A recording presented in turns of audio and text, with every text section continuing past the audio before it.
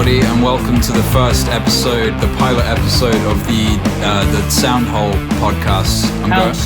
I'm going with that name, the Soundhole podcast. You go with that name. Yeah, I will. Don't think you should, but you go for it. I'm joking. My name is Ross. I'm an audio engineer and musician in Cambridge, England. Oh yeah. I help people record their music and that kind of thing. I'm joined today by my bandmate, collaborator, and client, Nathan Fire Jackson. Oh, I hate client. That's you don't like sad. client? No, you're my client though. I know, but that makes me feel like far away from you emotionally.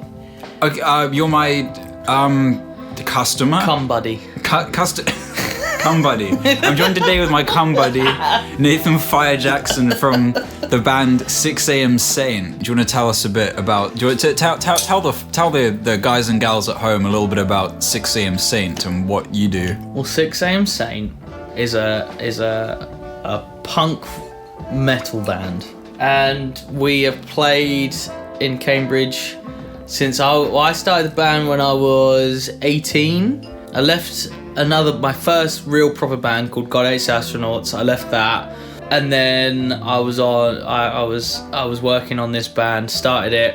I've had about 10 different musicians come and go. Cool.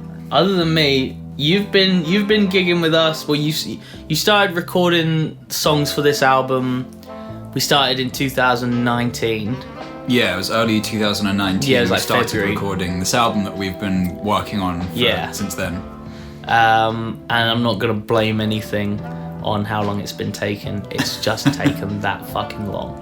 Hey, these things take time, man. I mean, a song can exist for like a decade before you actually go and commit it to tape or your hard drive. Well, on the album, if I had to think about the song that I've written or I wrote the longest time ago, I probably wrote We Out in 2014. We Out in 2014, and I wrote E Street in 2016. And then everything else after that. So those are like the earliest tracks in the album, Yeah, E Street and We Out are the earliest, and then the latest one, the last one, I'd say is probably the 8-minute Big Boy. Ah, the 8-minute Big. Is this the one that is yet to be okay, so in the development stages, I never give my songs the proper names that they'll eventually be when they're released. I just give them like stupid demo names of what they make me think of or how they make me feel. And so we've written or wrote an 8-minute long like opus. Yeah. And I've called it Mad Cringe. I don't know. Yeah, no, I don't know. I just like the words mad and cringe together. Those they make me feel good. You know when something like, what's that word where two words, when you say them together? It's like I was thinking about this today. Cagney and Lacey. What? Do you know, there's like a TV series or something about, I don't know what Cagney Lacey's about. And I think it's from the 70s. I don't know if it's a duo, a musical duo from the 70s or a TV show or a movie.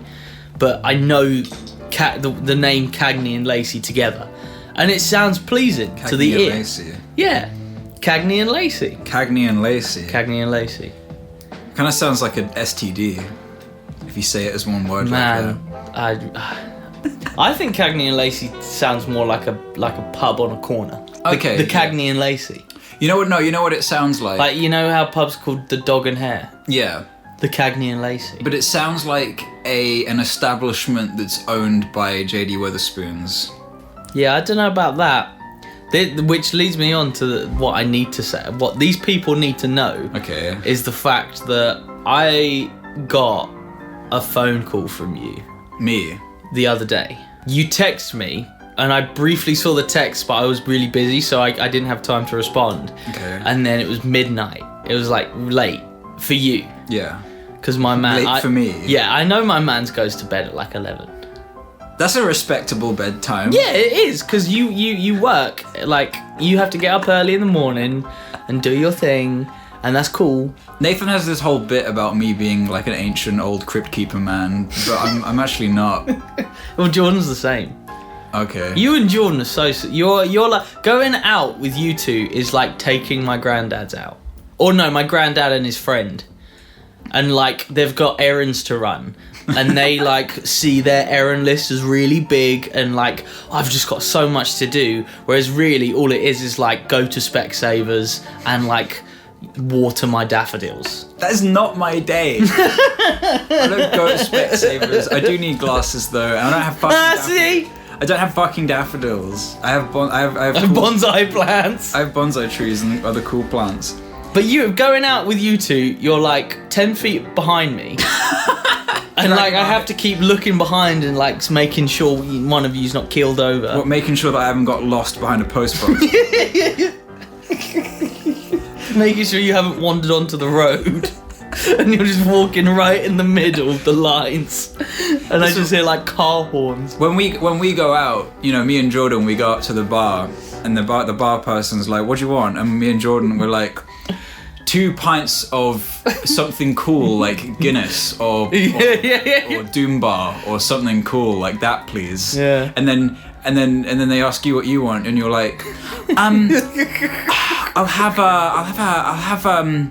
14 Jaeger bombs. And then you stay up for like 3 days straight. Yeah. That's why. Yeah, pretty much. Yeah. I did actually have 10 Jaeger bombs the other night. That's what I'm talking about. It's and I was working behind a bar. We drink our, you know, responsible grown-up alcoholic beverages and get mildly drunk. You're like you're trying to transcend into another dimension, my dude. I'm trying to take DMT without going to like Polynesia or wherever you gotta go. I'm too tired to be space hopping on my nights out here. Well, yeah. Well, I was working the other night at the 6-6. And they were doing propaganda. Oh, shout out 6-6. Shout out 6-6. Best venue in Cambridge. Yeah, the newest, the bestest venue in Cambridge. Oh, the Blue Moon's great. Yeah, I'm never going to take away from Blue Moon. Blue Moon has given us so many good shouts. Shout out Blue Moon, shout out the 6-6 bar, shout out the Portland Arms, shout out the fucking... shout out the Junction, even though we've never played it. I've played the Junction. Alright, you can shout it out. I'll shout it out after we play it. Shout out the Camden Underworld. Shout out the Camden Underworld. Oh yeah, so Grandad Ross over here, he calls me at like 12. I'm like, and I pick up the phone, I'm like, how you doing, man, you alright? And so I'm already concerned because it's late. I'm like, this is different, but we move. So he calls me at 12, I pick up the phone, I'm like, yeah man, you alright? You're like, man. I'm like, what? And you're like, Chinese canteen wasn't bussing tonight. And I was like, oh yeah, are you fucking serious? You had me so worried first for like 30 seconds of like pure like, I think I'm gonna need to go like pick up my man. You thought something had happened. I thought something had happened. You thought I'd skipped my old man pills and like. Yeah. I thought you were going cuckoo for Cocoa Puffs. Oh no, I had too many Cocoa Pops and my blood sugar was too high. Now I'm dying of diabetes. But no, apparently Chinese canteen wasn't bust. Actually, shout out to Chinese canteen. Listen, there's this Chinese takeaway that me and Nathan are very fond of in Cambridge called Chinese canteen, and I mean I got Chinese canteen the other night, and it was great. Listen, it was still shout great. out the canteen. But also, can we just do shout outs for like an hour? No, because we're gonna think of everything that we like in Cambridge. And yeah. Can I have one more? Go on. Shout out Chicken Cottage. Shout out the cottage. Oh yeah, I've got a story for you. Shout out the cottage, man. Yeah, that reminds me. This is quite a while ago now, but you know, I was listen. I just been to the gym, and I fancied a KFC. And I'd already got home, so I didn't fancy like going back out to KFC. So I go on Uber Eats, and I go to look for the KFC, and on Uber Eats, and it's not there. It's not on Uber Eats anymore. It's back now, but at the time it was gone. Was it seriously not? No, it was just gone. It was on Just Eat. Well, okay. But anyway, I know where to get the chicken. Oh well, man. I had an Uber Eats voucher that I intended to use. Yeah, so I'm like, I need to find an alternative, and I find on Uber Eats there's another chicken restaurant called Chicken Cottage, and so I think, okay, how bad can it be? I best peep Google for some reviews. Fantastic. And I search Chicken Cottage Cambridge on Google, I click on the reviews. The first fucking thing that I see is a review left by a man called N. Jackson. And what does it start with? I can tell it off by heart. It was like 3 years ago. But it started with, chicken is what we need right now. And when the chicken comes good, you know you're on that next level ting. And then there was another bit. How good was the chicken for you to leave that review? Well, I thought it was fine. What happened was I got drunk one night, and I was like, I had my phone in my hand, and I just wanted to do some damage. And I didn't know what damage I wanted to do. I just knew that I was drunk and I wanted to do some drunk damage. To your system? No, like, socially. Oh, okay. But then I got on my phone, and clearly I must have had the cottage that night. So yeah, I'd hope so. So I thought, you know what, actually, let's big up where big up deserves to be bigged up. And I went on Google and I gave Chicken Cottage a 5-star glowing review. And you wrote a book. I wrote like a 300-word essay on how good Chicken Cottage is. You wrote a on dissertation Google, on Chicken Cottage. On Google review, and it started with, chicken is what we need right now, and when the chicken comes good, you know you're on the next level ting. It was when the chicken comes chunky. No. That was at the very end, and I was just saying words of what it was. Chicken chunky. Yeah, and I just do like big, full stop, chunky, full stop. And then like I did it all as like a little bit of a piss take, but at the very end I was like, let me be real with you, can't thank the cottage enough. And then I just went much love, and I gave a little red heart emoji. And I'm fairly sure that if you Google Chicken Cottage Cambridge, I changed the name on my Google account, but it's now called Linda Groves. That's my alias, is Linda Groves. Why is your alias Linda Groves? Do you want to tell that? I don't know why. Basically. Audience, we're going to find out together why. Basically, I'm called Linda Groves because my friend who worked at a salon messaged me one day and said, right, I've just been treated absolutely abysmally by the salon that I work, and I'm trying to pull up a HR case. Right. And actually, should I be saying this? Fuck it. I don't actually think she pulled up a HR case, but this is all made up. She was like, I need you to leave a bad review for this salon, so I've got evidence. And so I did, and I changed my name to Linda Groves because it was salon. You know, Nathan Jackson's not going to come to a salon, but Linda Groves. Where did the name Linda Groves come from? Mum's maiden name's Groves, and then I think I just was like Linda. Were you going to be called Linda if you were a girl? No, I don't think they had ever thought about that. They knew I was just going to be a bouncing baby boy. They were going to call you Nathan either way. Yeah. It's a good, strong Christian name. Nathaniel. Yeah, but that's not my name. There's Nathaniel. I get so pissed off when people call me Nathaniel. Really? Yeah, I really hate it. Why do you hate the name Nathaniel? It's not my name. It's like if you were called Johnny and everyone calls you Jonathan. Did you have any good nicknames when you were at school? Nah. Really? Cunt. Okay. No. When I was in primary, I was called Dino Boy because I fucking love dinosaurs. This man still loves dinosaurs to this day. I got a dino up there. What is your obsession with Jurassic Park 3? So, the reason I love that film, first of all, I think the graphics in it are the best out of all Jurassic Park films, including the new ones. Okay. Like, I've seen the new 3, the Jurassic World films. Oh, they do the Jurassic World films are awful. They are diabolical. Yeah, they're pretty bad. They should never have been... The first Jurassic World is okay. What happens in that? Is that the one where they're on the roof? That's the one where no, that's the one where the park is actually up and running. Oh, and they have those weird ball things that they... Yeah. The gyrospheres. They zoom around the dinosaurs. And the dinosaurs kick them with footballs. That's the one. Yeah. Football, innit? Yeah. Yeah. But Jurassic World, that was great because the idea is interesting. To see, they actually got it up and running. It's a working theme park. And then to see the breakdown of that. The other two should never have been made. Unless there was a good idea. I think they're shit.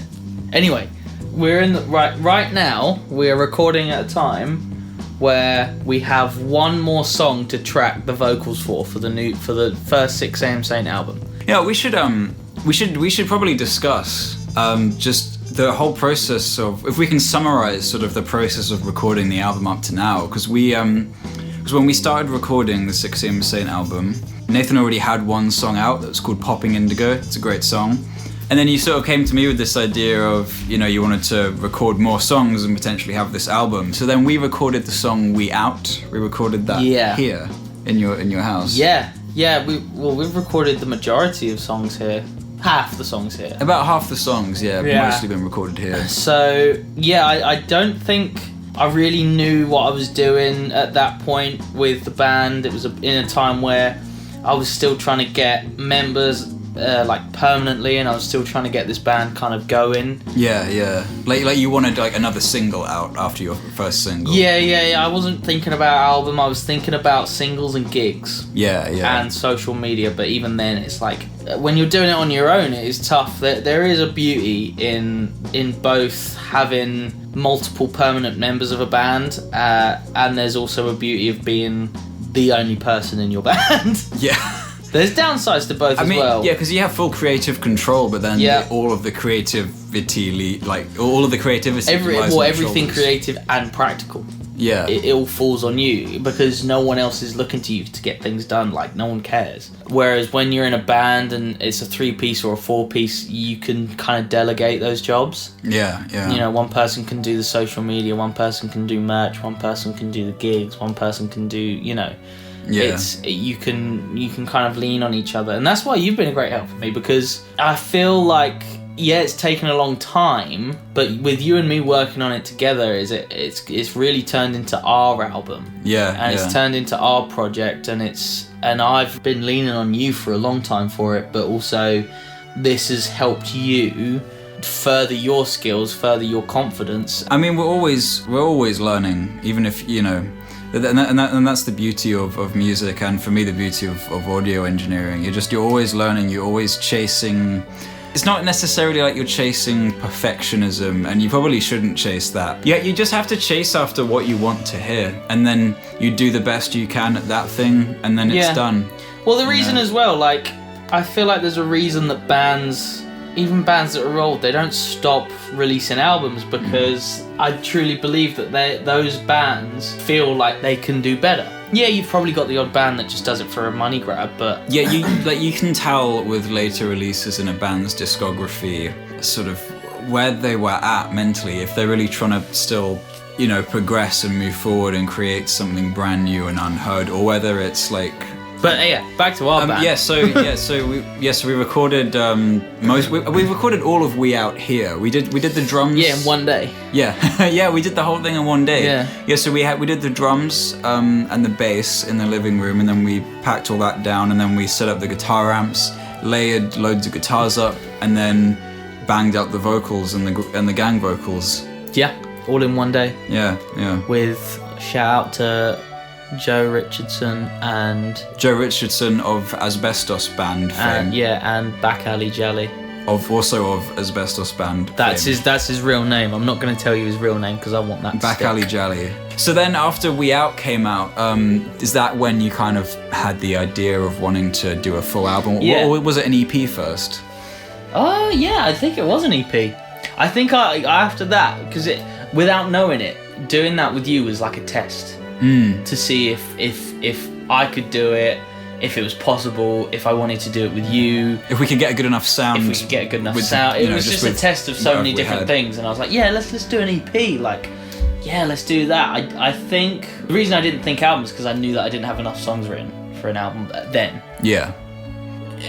You could wake up thinking, man, I've got no songs, and then a week later you've got like 3 new songs. Yeah. So we recorded We Out as a test to see how it would all flow, how it would work, and it worked great. I was like, let's do an EP. And then we did the next 2 tracks, which were Spino and East Street. But before we released them, so we recorded them in summer 2019, and I think by then I was like, this needs to be an album. And then we released them the next year. But I tell you what, I do regret releasing those both as Really? singles. Yeah, I think we should have released East Street and saved Spino. Oh, okay. East Street's probably the biggest single, I suppose. Even though the album artwork's sick for Spino. Yeah, it is. that is amazing. Spino was released in March 2020. East Street was released September 2020. And then in the middle of those two, we recorded two more. Yes, the ones was that when we recorded? That was with Cameron.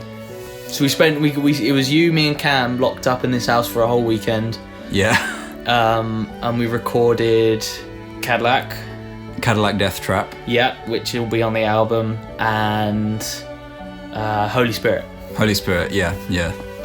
Which will be on the album as well. Both songs that aren't released, and you've just found out the name of them right here. Cadillac Death Trap. That might be one of my favourite. It's a fun song. I'm really excited. That's going to be stupid fun to play live. Yeah, I'm excited to like fully dive into that song and learn it on bass and play that live.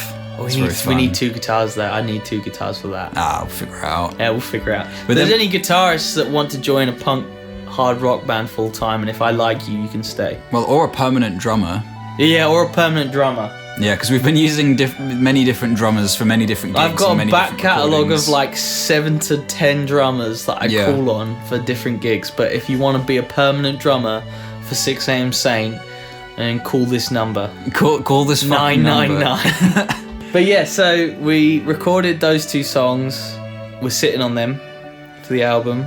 Then what else happened? Well, then we recorded. There was COVID. Yeah, that was during. Well, time. before that we recorded a song called Terra Firma. Oh shit! Yeah, I forgot about Terra Firma. Yes, we recorded that with our good friends Harry and Greg from the band Manic Mannequin. Yeah. Shout out. We recorded that with them at the Anglia Ruskin University studio. Yeah, we did. Because they were students there at the time. Yeah, we did. So we borrowed. got free things. Yeah, we borrowed their gear for a minute. That would, shout out to Anglia Ruskin. Shout out to ARU. We had some good times at ARU. It was good. But yeah, so we recorded Terra Firma there. Harry played drums on that, and then COVID happened. Yeah. Didn't we technically illegally record Cadillac and Holy Spirit because we weren't meant to be like in a house together? They don't need to know about that. No, they don't need to know, but no, who gives a shit now? Well, I mean, we didn't give each other COVID. This is true. We gave each other a myriad of diseases over the years. Oh We've my never God. given. Yeah, well, speaking of Nathan, it's funny you mention that because the one time I've had COVID was actually from you. Yeah. Yeah, I mean, listen, I thought You got 2 years, 2 years of no COVID. I mean, I worked through, the furlough scheme. I worked through the whole pandemic. I was getting on, avoiding traveling where possible, but, I was getting on trains and I was taking precautions, but I wasn't locked up inside. I was working, right? I managed to avoid COVID for a good, over 2 years. And then recently, me and Nathan, we did a gig. Day after, Nathan's like, by the way, I just found out I got COVID. And I was like, I'll be alright. And then I was not alright. Yeah. I mean, COVID sucks. Yeah, COVID sucks, man. COVID fucking sucks. I can't listen. I can't complain about it so much because it wrecked havoc on the entire fucking globe, and I'm still here. Well, we got it after the jabs and stuff. I didn't get true. COVID. I didn't get COVID in the beginning. I got it after jabs. Yeah, I mean, me too, man. I got jabbed 3 times. So it makes me really fearful of what it would. I mean, do jabs really affect the they effects, the symptoms? Yeah. Or right. I'm pretty certain. That information was in my head. That's scary. Yeah, man. I mean, scary. I had the 3 jabs, and then I felt really sick, and I mean, I couldn't really exercise for a while afterwards. Oh no. I was so breathless. Yeah. I just have to order another Chinese canteen. They didn't have any of that fucking delicious sauce. They replaced it with some bullshit, but it was still delicious. It was But shout out Chinese canteen. Shout out Chinese canteen. But yeah, anyway, after all that nonsense, we pulled a bit of a. Oh my god! Yeah, this was the stupid one. We travelled down to a little studio in London. Yeah.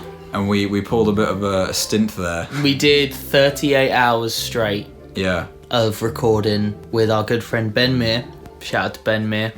Yeah, he played drums on those 3 songs. Did a great was job. a real one. Yeah, so we took lots of our gear down there and we just set up and we just recorded straight Yep.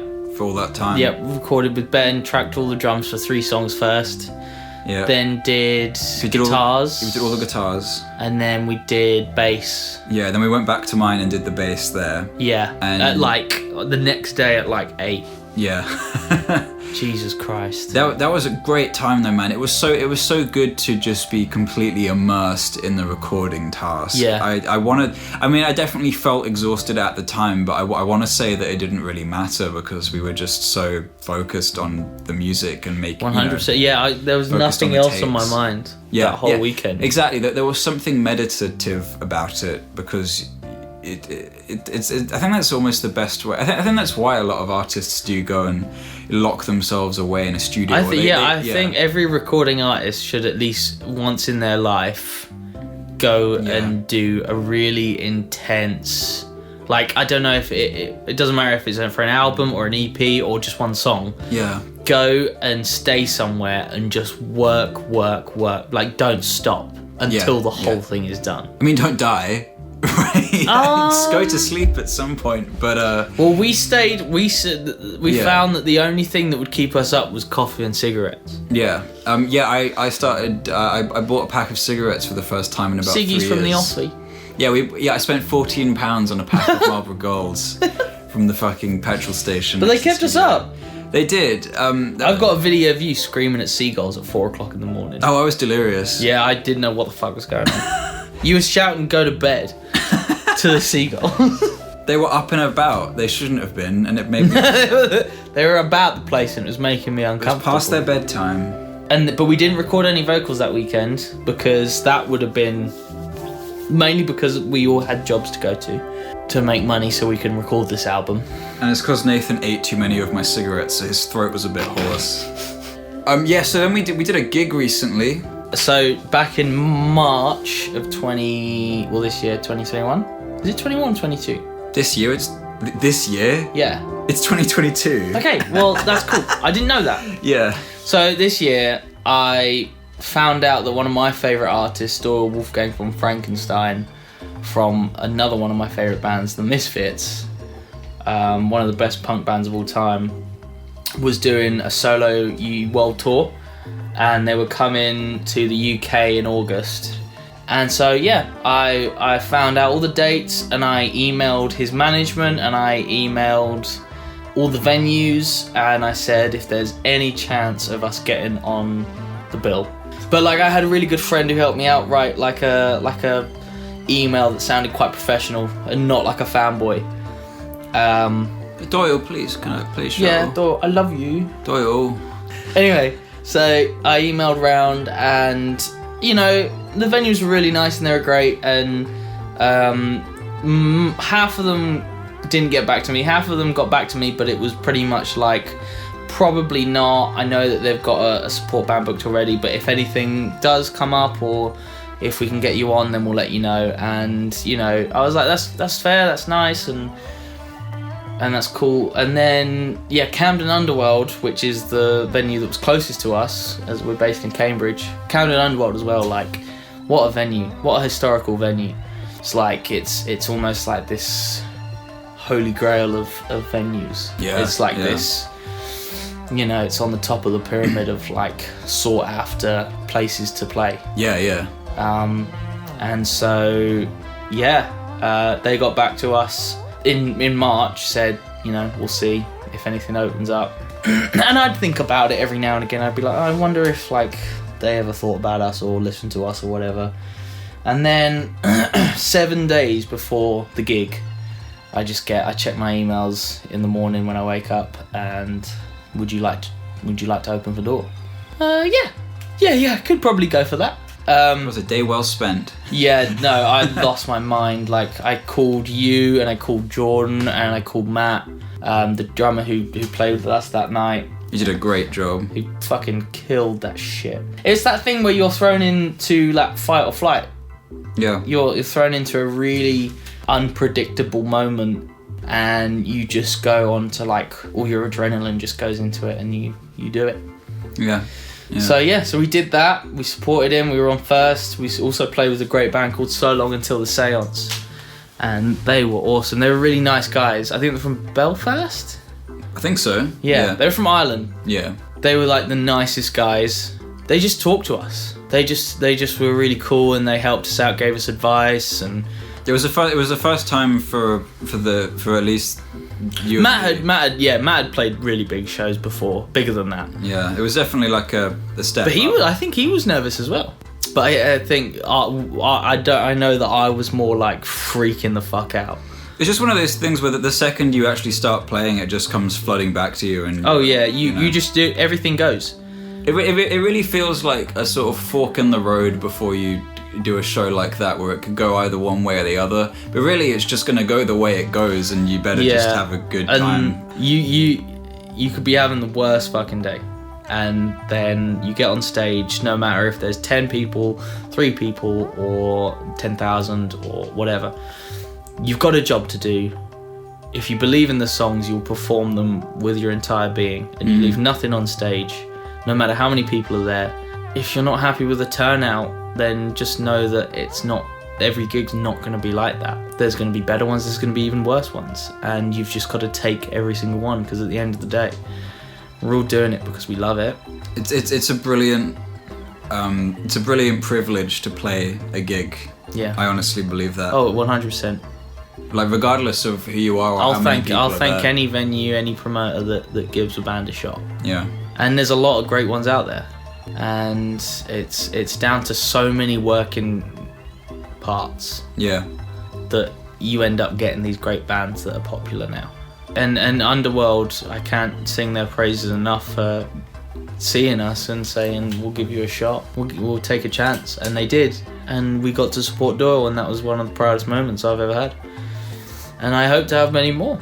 But yeah, so we're just in the process of polishing off those last vocals for those last 3 songs, and then the tracking for the album will be done, and then it'll just be a case of us finishing off the mixes and then mastering to make sure the whole album. Well, the vocals are recorded for 2 of those 3 songs. Yeah, in full. It's just the one more. It's just the last one, which is the 8-minute Mad Cringe thing. Yeah, so that's going to be a big task.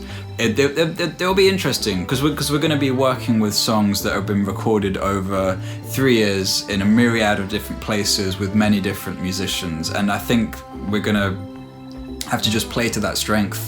Yeah. You know? Well, when the album comes out, I do want it to feel, even though it'll be the first 6am Saint album, and it should be like it's going to be a celebration, and you know, everyone's going to get thanked on the album, and everyone's going to have a little piece and little, you know, a little moment to shine. It's not just mine.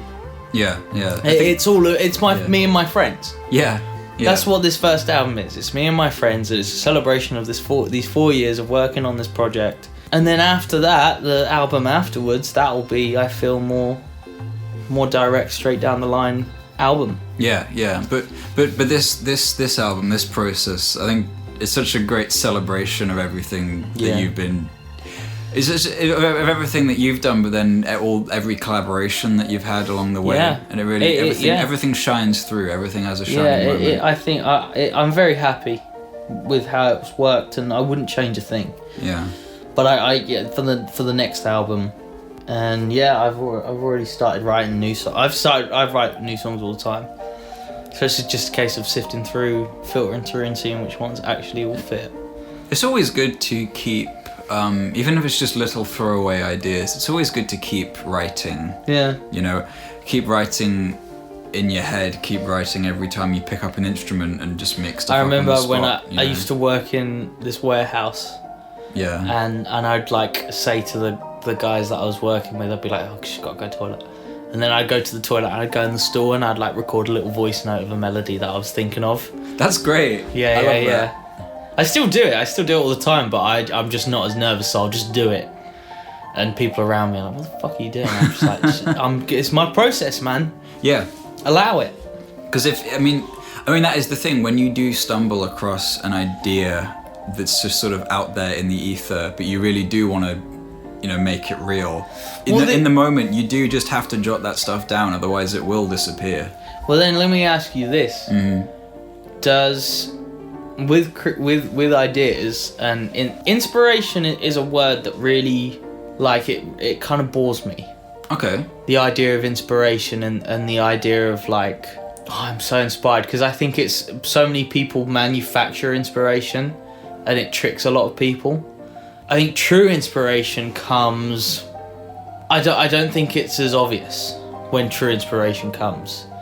I think you only know it maybe further down the line, or maybe you never know it. Yeah.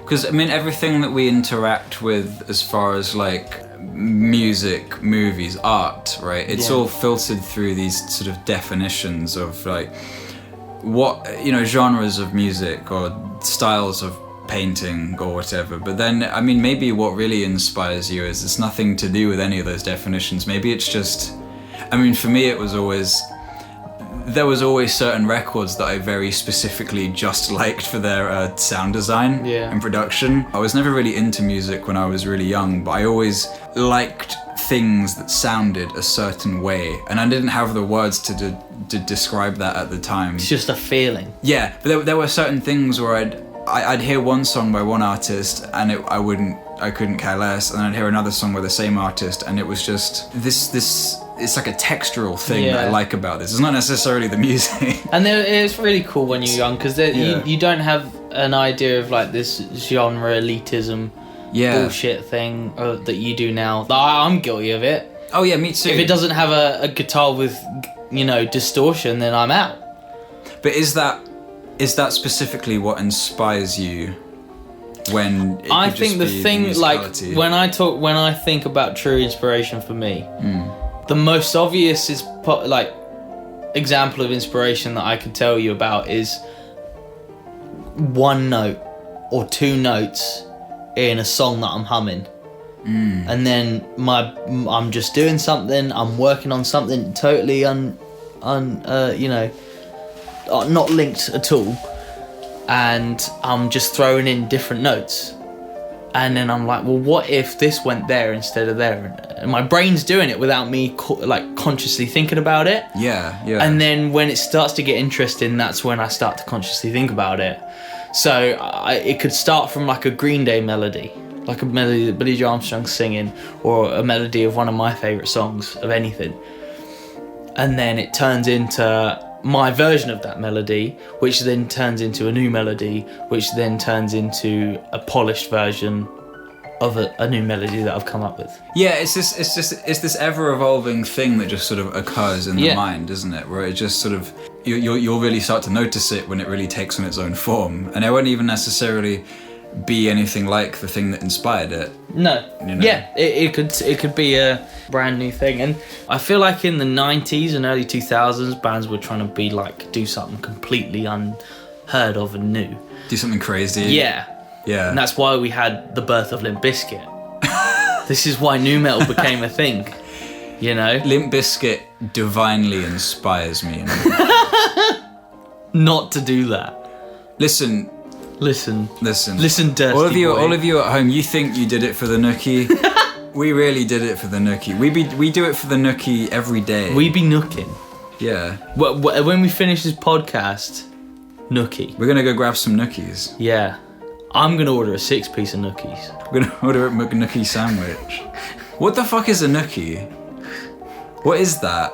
I don't know, but I know what the chocolate starfish is. Yeah, everyone knows what the chocolate starfish and the hot dog flavoured water is, but wait, what's the hot dog flavoured water? I always thought it was just like cum. Do you think Fred Durst like doesn't know that that's what those things are? And he has this like totally different idea. He thinks like he just thinks it sounds funny. Or... Yeah. Chocolate starfish. Chocky starfish. Yeah. And the hot dog flavoured water. That sounds hilarious. That's why Wes dresses up all the time, because he can't stand to be seen in person. Is hot dog flavoured water not cum? I think it is. But I don't know if Fred knows that. Is it like just sort of sexual fluids? Is that what that means? I mean, what other sexual fluids are there than cum? Chocolate milk. Lemonade. Fucking. But yeah, no, Fred Durst is sitting there. Yeah. And he gets a dictionary, and he just like closes his he just like he's sitting there, and he's like to his record label manager. He's like, I want some chocky. I want some chocky now. Chocky time. That's what it says on his rider. yeah. Chocky. I want some chocky time. It's like chocky, full stop. Chocky, full stop. Chocky time. Doesn't say anything. I doesn't say like sandwiches. It just says, I want chocky. I want chocky bicky.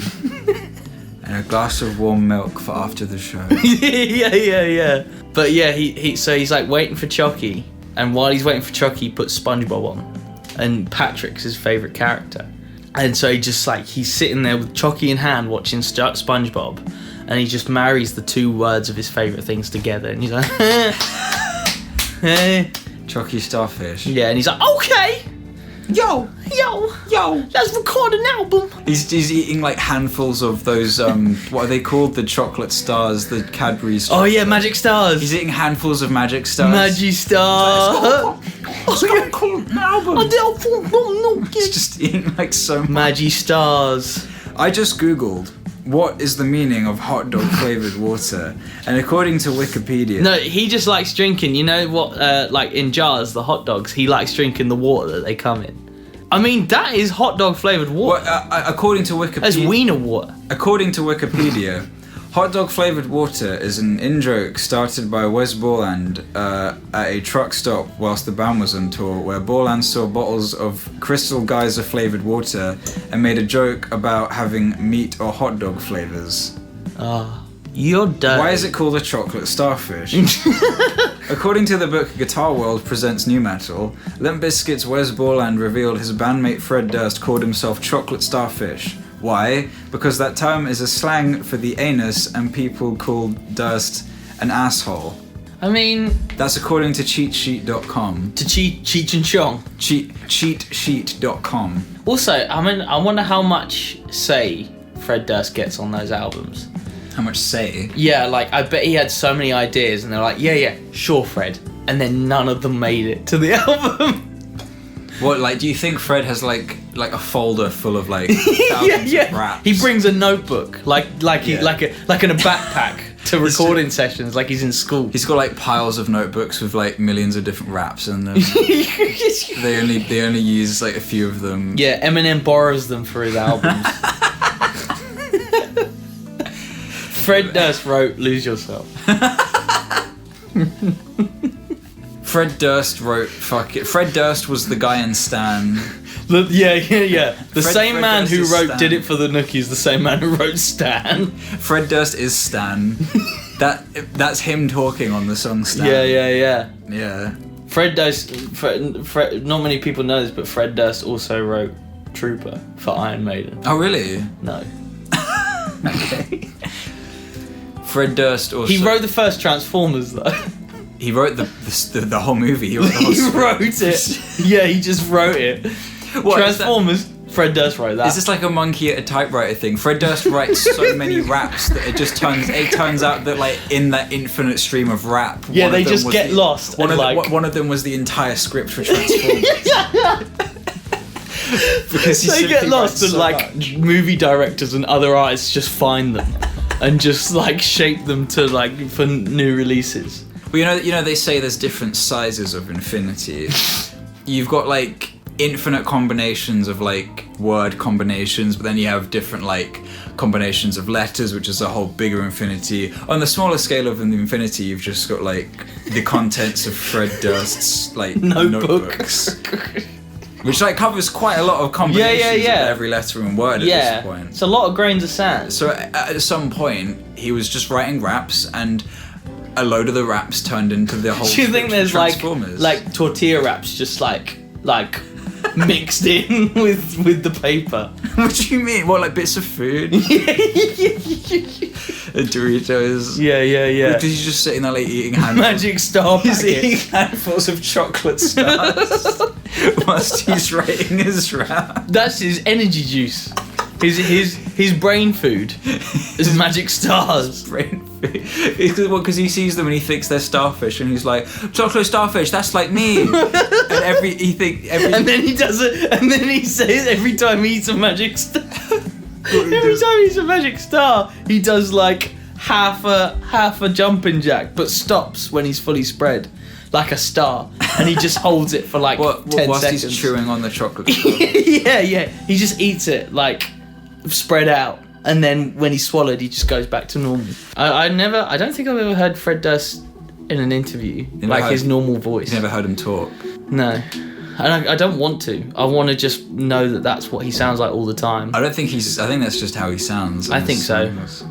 Hey baby, that's wanna make sweet love, okay? That's his normal voice. Will you marry me? Yo, can I get a McFlurry? Yeah. McFlurry machine broken. Oh damn! It's just one of those days. It's just one of those days. Don't wanna wake up. Everything is fucked. You know who should do a duet? Who should do an album together? Who should do an album together? Fred Durst and Phil Anselmo. Yes, so me and Nathan have this whole, I knew I was gonna get it out. me and Nathan have this whole bit about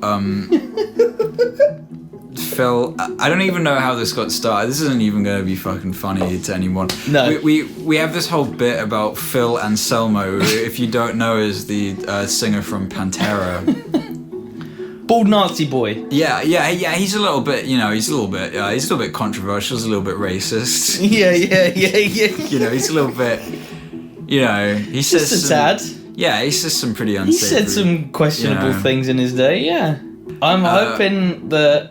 Yeah, he's a little bit not right. He says some very disagreeable things. Yeah, he's not the most relatable character. No, I wouldn't say for people who are nice. I wouldn't say I relate to Phil Anselmo a lot. Anyway, he's a neo-Nazi. Yeah, what does that mean? Like new Nazi? I think so. Okay. No, he just likes glow sticks. No. He just wears the long coat from Matrix. He's a neon Nazi. Yeah. Oh my God. He's got those, those shoes that you used to get as a kid and they'd light up at the bottom. But they've got little light up swastikas. But they've got the little wheels on them as well. They got little light up swastikas. As he stabs them on the ground, he's like, look. Look, we've got this whole bit where we just pretend to be Phil Anselmo and we talk in a voice which isn't anything like how he talks. No, we make him say very cringy things. And slightly, like, effeminate. Effeminate's the word, yeah. We make him effeminate sounding. He doesn't seem like a very effeminate. No, normally he talks, he's got quite a deep voice and he's quite gruff. We make, you know what? We make him sound very sensitive. I would describe Phil in real life as a sensitive man, which is why it's quite funny to us. Because he doesn't sound like that at all. No. He sounds like a terrifying, like, hard biker dude. Yeah. He's like, God, talks like this, and he just doesn't really give a shit about what anyone thinks. Yeah, like when he does a Nazi salute and screams the words white power, you really do feel quite scared. Like, Jesus, this guy's really racist. Yeah, so what we decided to do was to turn that around, and I was doing a vocal take one day for a track that's going to be on the album. This isn't going to be on the album, by the way. You ain't getting treated to that till the live show. But I don't know, I was doing like kind of the voice that I use when I'm talking to my girlfriend. A very cutesy kind of, soft-spoken voice. And then what we decided to do was to give that voice to one of the like meanest people that we could think of. You started singing the lyrics to Walk in that voice, and it was really I found it made me chuckle in the moment. You had a giggle. I had a bit of a giggle. Tickled your pickle. Yeah. So from there on, we started doing impressions of Phil Anselmo on stage, shouting at the screen. Really softly speaking the lyrics to Pantera songs in this voice. But then we also we wondered what Phil Anselmo's crowd work would be like. Yeah. And it consisted of 3 components. And it would start with him speaking into the mic, pointing at certain members of the audience and saying, "You're a star, you're a star, you're a star, you're fantastic. Yes, I love you. Thank you for coming. Thank you for being here tonight." He's like really like overextending his point, like really dramatic, like and also like because like in our little parody world of him, he's not a very loud man. Like, very softly spoken. He's very softly spoken, and so like the microphone gain is turned up really high because he's not singing very loudly. So the whole time he's like, "You're a star. I love you. Thank you very much for coming." You're fantastic. You're a star. I love you. Thank you very much. And so when he's singing, he's like, "Walk." Yeah. So this. I'm broken. So the second component of his crowd of it all is he's throwing out like 5 or 6 you're a stars, you're fantastic, you're a star, and so but he has to drop in a white power because it's Phil Anselmo. But he does that very softly spoken as well. I mean, it's all the same. Just because it has to be said, we're making fun of him for being a big old racist. Yeah, It's okay to make fun of people for being racist. I'll stand by that. They kind of deserve it. Yeah, they deserve to be made fun of. Yeah. So, but the thing is, our version of Phil knows that it's not socially acceptable to say that anymore, but he still wants to. So, but it's like an urge. Yeah. So he tries to hide it. So he says it really soft and really hides it in the mic. Yes, it's like, "You're a star. White power."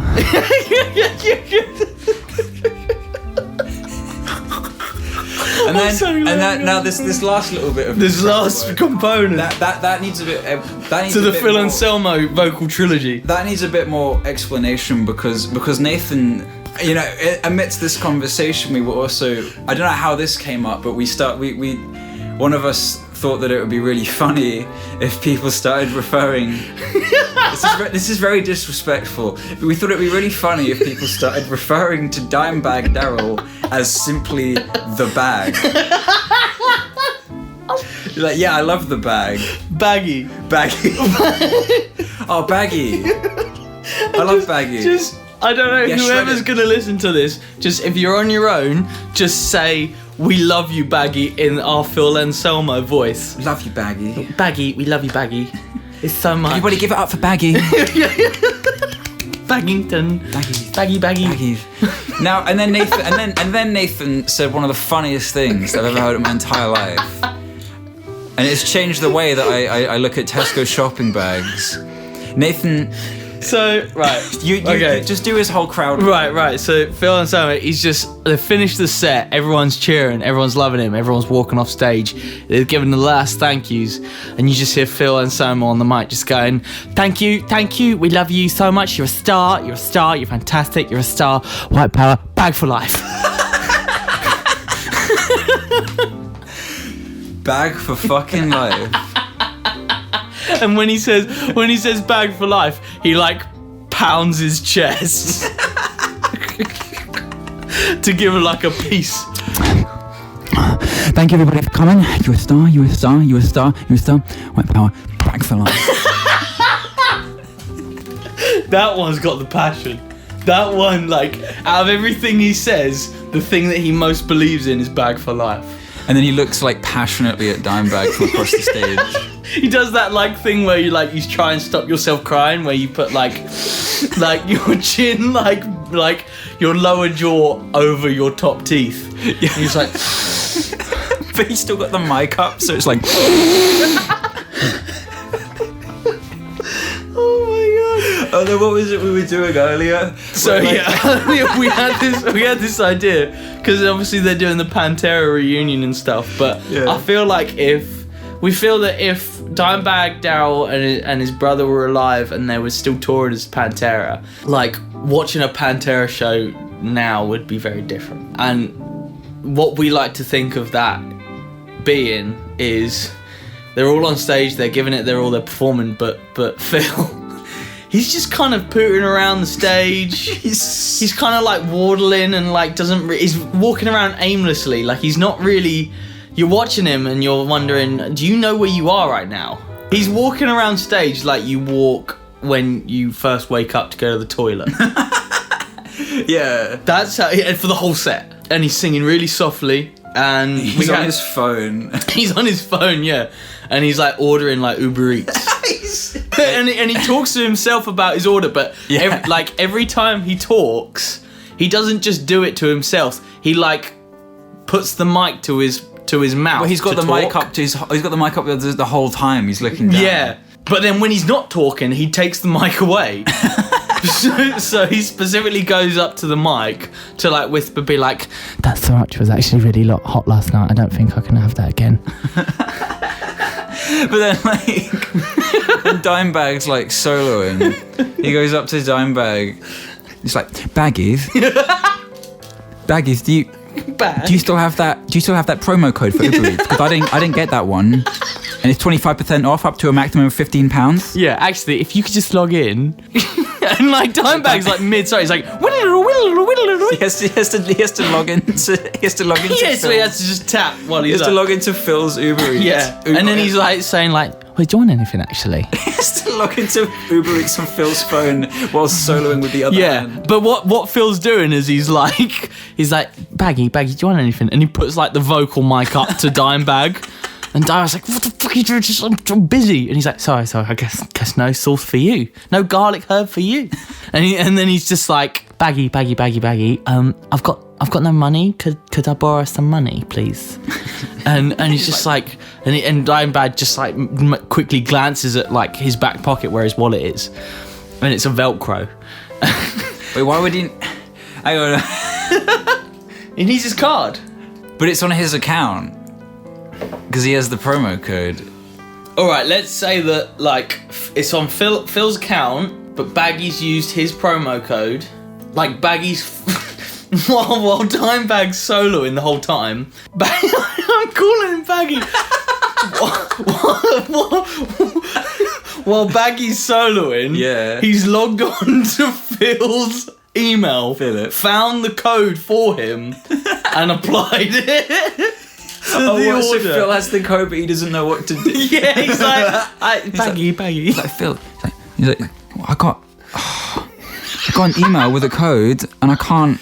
It's not on my phone. It's last month's. That's last month's. I need this month's. It's not going to work. He's entering in like June 2020. It's June 22 offer, and it's like October. Yeah. and then Baggy's like, I'm calling him Baggy too. And then Baggy's like, you got to enter in fucking October Eats 22. You're entering June 22. It's like, oh, I see. Oh, that's clever. So, I'm a star, Baggy. Baggy, can I get this on your card? He's still got the mic up. He's still got the mic up. It's like, but he's got the mic. He's got the mic up, but he's talking really quietly, like he thinks they can't hear him. Baggy, I'm really overdrawn this month. You just moved the mic away, but he puts the mic up to his mouth. He puts it even closer. I mean, yeah, he's like full on covering. He's like, I'm actually in minus today. I'm really overdrawn right now, Baggies. I really need you to get this one for us.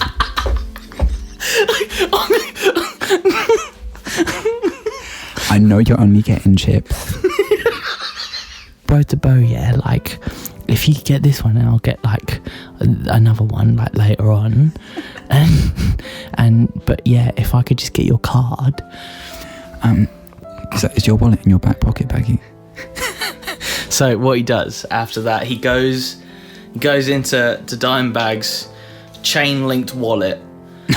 Yeah. That's and so Velcro. So he puts the microphone up under his arm and like puts the rip of the Velcro into the microphone. It's like it's so loud. So he holds the microphone up to his he's like sleeve. so he's put the microphone under his arm, and you hear a little bit of reverb, and then you just hear him go, got it.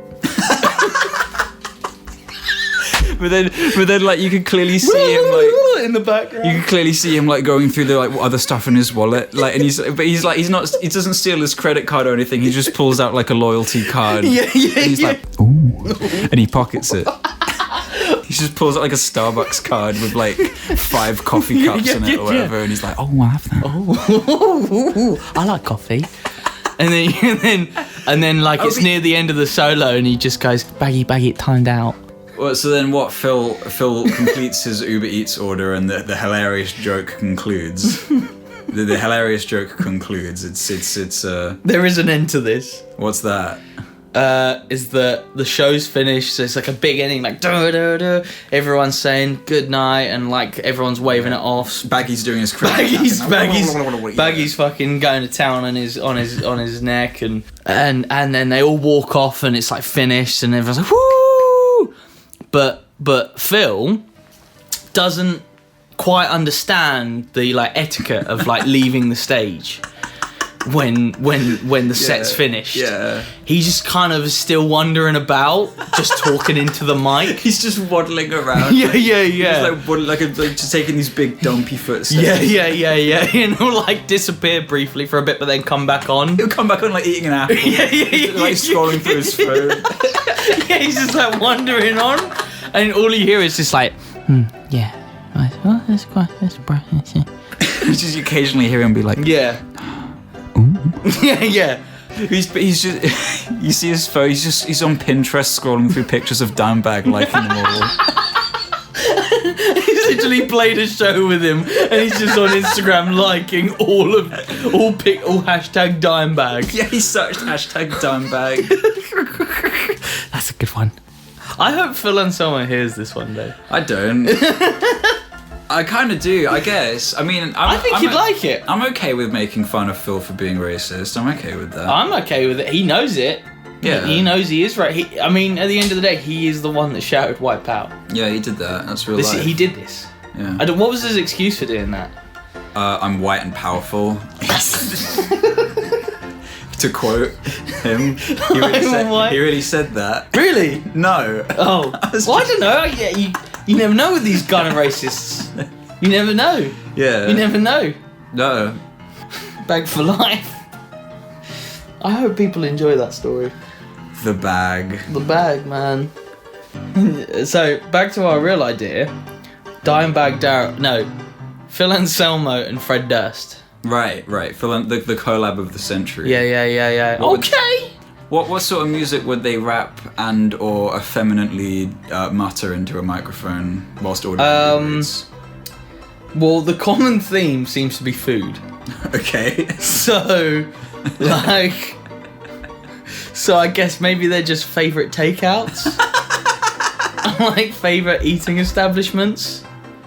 What, they're like sitting in like a studio and No, I think for this one they like hire out like they hire out like a takeaway. Mackey's. Yeah. What they hire out a venue to record the food song. Phil Anselmo and Fred Durst fucking like franchise a McDonald's together and like write raps. Whilst they're like and Fred Durst brings his book bag whilst they're like, and Phil's like, "What's that?" And Fred, we make him sound like just a big fucking toddler. That's what it is. He's just a big like dumpy toddler waddling around. And Fred Durst is definitely the smarter of the two. Yeah. But still, he's like not quite figured it out yet. I think Fred likes McDonald's, but I don't think Phil likes McDonald's. Oh, okay, well, what were they? Like a KFC? No, I think they Burger need. King? No, I think it's got to be like a bit more of a sit-down jobby. Pizza Hut. Yeah. Yeah. Okay, so rather than going to a studio, Phil Anselmo and Fred Durst, they purchase a Pizza Hut and they manage it. They pay everyone for like work in there. They don't hire engineers and producers. They turn the Pizza Hut staff into Well, they like just purchase like whatever audio equipment. Yeah. And they go to the local like music store. And they just buy stuff, and it's just like a really janky like American music store. They purchase like the cheapest Focusrite Scarlett they can find, and they just assume that the workers at Pizza Hut know how to play instruments. So they're just there like, okay, go. Like they haven't even discussed a song that they're writing. They just put they just go. They're like, record. And after like Record that. After like fucking 45 minutes of writing and recording, Phil's like, I'm getting a bit peckish. Can you guys fire up a pizza? Ovens still work. Those ovens still work. Thought that's a pepperoni passion. He's like, yeah, and then Fred Durst is like, I can go for a pizza. What kind of pizza do you think that they would get to keep them fueled in this like intensive studio session? Fred would have 5 different kinds of cheeses. 5? Yeah. There's 5 different types of cheese. Oh hell yeah! I didn't know that. I don't really eat that much cheese. He would have goat, gorgonzola, cheddar. What's that weird one? Parmesan. Parmesan,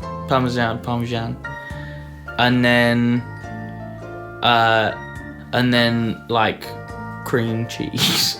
Cream cheese. Yeah, from like a whipped cream can. Well, he sprays that on his pizza. Yeah. You can't get that pizza. You can't. This isn't a pizza that you can. Oh well, I guess since they're hiring out the entire restaurant, they're sending people out to get this shit. They can.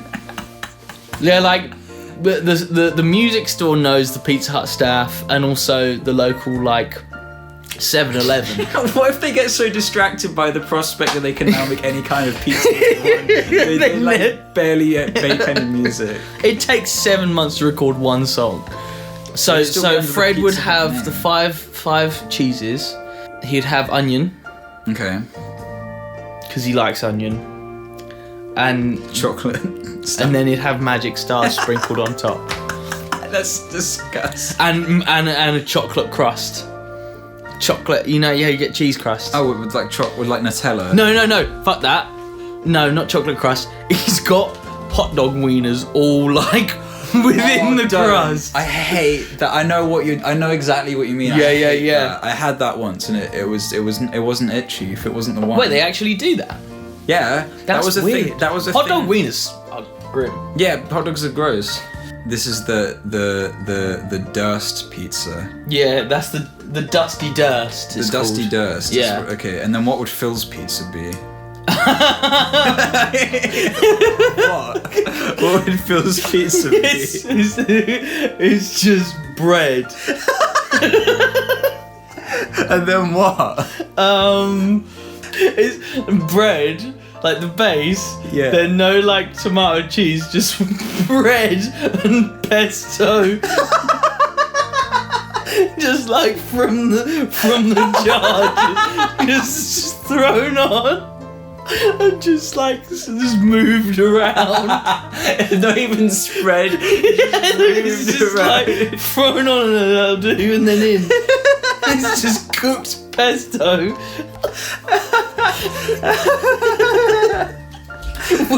And then he tells them to halfway through. He tells them to take it out, and then he really delicately and carefully gets some icing. And does a mural of Dimebag Darrell. And he tells them to put it back in to crisp it up. Well, he draws a hyper-realistic icing drawing of Dimebag Darrell on his pesto and bread pizza. And then that is his favourite meal. But like he prints it out weirdly quickly. It only takes him like 5 minutes. Yeah. It looks really, really good. So that's it. That's the Phil. What's the pizza called? Baggy. Phil and Baggy best friends forever. Phil and Baggy. So we've got the Dusty Durst. The Dusty Durst and Phil and Baggy best friends forever. Imagine how that would look on like when you're on the Pizza Hut website with all the different like standard pizzas they have. Imagine those like pepperoni passion, Dusty Durst, Hawaiian, Phil and Baggy best friends forever. Yeah. Surf and turf pizza. How would you feel if like just the pictures of the pizzas is like it's just a picture of Dimebag Darrell. It's not even a picture of a pizza. It's It's just like a really blurry, small, compressed JPEG of like Dimebag with like the wrong dimensions, so it's really square. And it's flipped, so he looks like he's playing left-handed.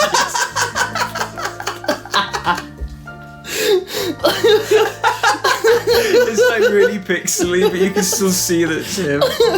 Oh my god. Oh my god. Yeah. Yeah. I love that. I love this. Is my favorite pizza. It's my pizza. It's my favorite. That's like the furthest thing from pizza that you could have possibly thought of, while still kind of being pizza. Oh fuck! That's great. That's great. Yeah, that's the great. one, Chief. Well, I hope everyone's learned a lot from this. We spent a solid 5 minutes talking about, our lives and the project. Yeah.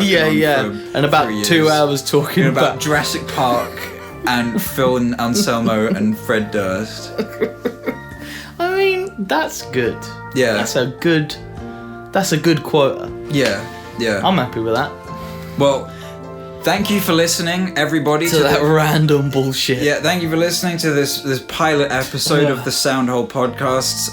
Wow. I've got more legitimate podcast ideas planned, but for now, hope you enjoyed. Thank you for listening. Check out Nathan at 6am Saint. Yes, 6am Saint. Yeah, check out just on 6am Spotify. Saint. We've got Poppin' Indigo, We Out, E Street, and Spino. Those are the 4 songs that we currently have out. There's more coming when the album comes out. Fuck yeah. 6am Saint forever. It's gonna be a great album. Be a part of it. Yeah. Let us know what you think. Let us know if you hate it. If you hate it, not gonna change. Fuck you. Yeah, go listen to the songs. Come see us play live. Yeah, we got a gig. When will this come out? I don't know. When's the gig? Come see us at the 66 Bar in Cambridge on the 26th of November. We're gonna rock fucking Kaiba. The Kaiba. No, rock the Casbah. Say That's what we're gonna do. Say it I again. don't want to say it. I can just leave the fact that